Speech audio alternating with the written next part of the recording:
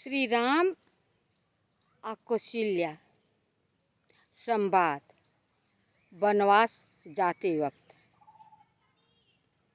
का कथा हम कहने जा रहे हैं। तो श्री राम जी पिताजी से मिल कर के माता कैकेयी से सब हाल पूछते हैं, क्योंकि राजा दशरथ जी तो कुछ बोल ही नहीं पाए। ये केवल हाय राम लगा रखे थे। माता से जब पूछा उन्होंने तो माता कैकेयी ने सब हाल बता दिया। राम जी बोले कि ठीक है माँ, पुत्र वही बड़ भागी होता है कि पिता का आज्ञा का पालन करे। इसे मुझे बहुत सुख मिला कि मुझे इसी बहाने वन जाने का अवसर मिला है, क्योंकि बड़े बड़े ऋषियों मुनि लोग का दर्शन करने को मिलेगा। लेकिन एक बात के यह बहुत दुख है कि पिताजी बहुत कष्ट में हैं। बोलती है इस कैकेयी माता की तुम्हारे पिता तुमसे बहुत अधिक स्नेह रखते हैं, इसलिए कष्ट में हैं। वरदान न देते हैं तभी इनका धर्म जाता है, तुम्हें वनवास को जाने को कहते हैं तभी इन्हें कष्ट होता है। इसलिए दो चीज के राह पर ये खड़े हैं, इसलिए इन्हें कष्ट हो रहा है। हे पुत्र, मैंने जो कहना था वो तो कह दिया, जो मांगना था वो तो मांग लिया। अब तुम्हारे ही ऊपर है कि तुम वनवास जाते हो कि घर पर रहते हो, क्योंकि तुम्हारे पिता तुमसे कभी नहीं कहेंगे वन जाने के लिए। राम जी सब बात समझ लेते हैं, क्योंकि उन्हें तो वन जाना ही था। कैकेयी को एक निमित्त बनाए थे, जो कि कैकेयी माता उन्हें बहुत सबसे कौशल्या से अधिक प्यार करती थी। जब राम जी जनकपुर से सीता जी के साथ शादी करके आए, ब्याह करके, तब उन्होंने सीता जी के मुंह दिखाई में सुवर्ण महल दिया था। अब बार बार कैकेयी कहा करती थी कि जिसको भगवान विधाता ने पुत्र दे उसे राम जैसा पुत्र और सीता जैसी वधू दे। ओ भला बताइए, जो कैकेयी माता इस प्रकार के कहती हैं और राम को कैसे वनवास जाने के लिए कहेंगी। लेकिन इस समय कह रही हैं, क्यों कह रही हैं, कैसे कह रही हैं, एक कैकेयी नहीं बोल रही हैं, राम का वचन बुलवा रहा है।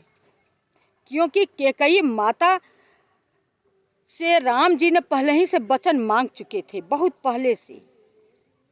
कह दिए थे माता कैकेयी से कि ये बात हमारे तुम्हारे बीच अलावा किसी को पता न लगे।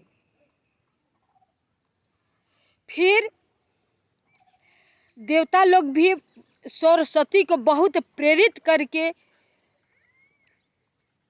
कैकेयी के जीवा पर बैठने के लिए भेजा था कि जाओ, कैकेयी इस तरह वनवास राम को नहीं जाने के लिए कहेगी, तुम उनके जीवा पर जाकर बैठ के वास करो, तब वो वन जाने के लिए मांगेंगी, वरदान मांगेगी।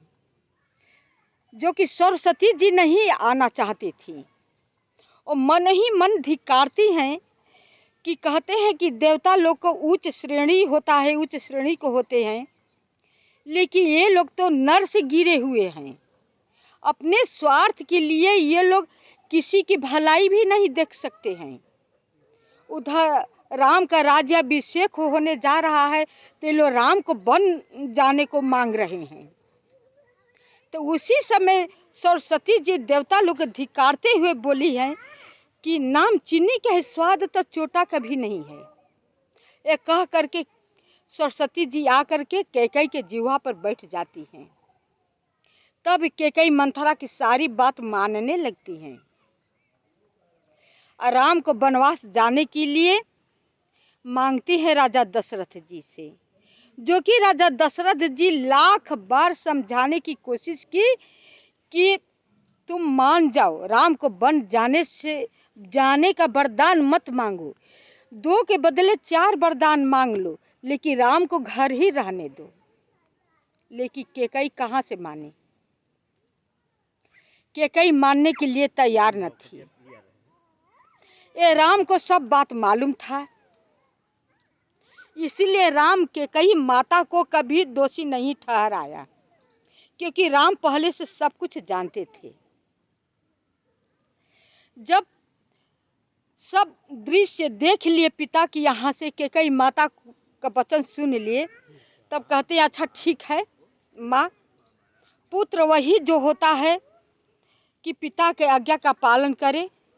हमें तो बहुत खुशी है कि आप वन जाने के लिए वरदान मांगा। हमें वहीं पर बड़े बड़े ऋषियों लोग का दर्शन करने को मिलेगा। अगर हम राजा बन जाते तो ऋषि लोग का दर्शन कहाँ से करते? हमें बहुत खुशी है, कहकर राम चल देते हैं। इधर कौशल्या के महल में आते हैं माता कौशल्या से आज्ञा लेने के लिए। इधर कौशल्या माता इतनी भोली थी, उन्हें कुछ पता था ही नहीं। सारा का सारा काम रातों रात सब काम बिगड़ गया। सुबह में कौशल्या माता बहुत खुश थी, बहुत अपने कुल देवता पितर को मना रही थी, खुश थी, बहुत खुश थी। तब तक से राम जाते हैं आज्ञा लेने के लिए माता कौशल्या के यहाँ। कौशल्या माँ बोलती है आज तूने बहुत देर कर दी, अभी तक से तूने खाया कुछ नहीं। चलो मुंह हाथ धो लो, स्नान कर लो, मुंह मीठा करके तब पिता के पास जाना। वहाँ पर जाओगे तो दरबार में बहुत देर हो जाएगी, क्योंकि तुम्हारे पिता से बहुत लोग मिलने के लिए आ रहे होंगे। आज तुम्हारा राज्याभिषेक है ना, आज तुम राजा बनने वाले हो ना। आओ अपना मुंह मीठा कर लो, तब पिता के पास जाना। तब राम कहते हैं नहीं माँ, मुझे राज्याभिषेक अयोध्या का राजा नहीं बनना है। मुझे तो पिता ने बन का राज्याभिषेक कर दिया, मुझे तो बन जाना है। माता बात को समझती है नहीं, कहती तू क्या कहना चाह रहे हो, साफ साफ मुझसे बताओ। राम कैसे कहें अपने माँ से? तब सुमंत के लड़का साथ में थे, सुमंत मंत्री के लड़का, उन्हीं से राम जी संकेत करके कहा कि तुम ही सारा बात बता दो माता से। तो सुमंत जी के लड़का ने सारा वृतांत बताता है कौशल्या माता से कि ऐसे ऐसी की हाल है। माता को समझ में नहीं आता है कि हम अब क्या करें। खड़ी की खड़ी रह गई, कुछ देर के लिए मौन रह गई। फिर धीरज धर के बोलती है कि अच्छा ये बताओ, केवल पिता ही की आज्ञा है कि माता की भी है? उस पिता से बढ़कर माता उनके हक होता है। तो बोले राम जी की माता पिता दोनों की आज्ञा है। अब कौशल्या माँ बिल्कुल एकदम सन्न रह जाती हैं, अंदर ही अंदर सोचने लगती हैं कि अगर इस साथ जाने के लिए कहती हूँ तो भाई भाई में विरोध हो जाता है, कोनो प्रकार का आवाज़ उठाती हूँ तो बड़ा कलह हो जाता है घर में। सबको ले करके सोच समझ करके कौशल्या माँ चुप रह जाती हैं, वो कुछ बोल ही नहीं पाती है, सोच समझ में डूब जाती हैं कि अब हम कैसे क्या राम को समझाएं, कैसे क्या कहें। हम वीडियो के यहीं पर विराम देते हैं। अगले भाग अगली वीडियो में मेरी वीडियो के देख करके आप सब लाइक सब्सक्राइब अवश्य कीजिएगा।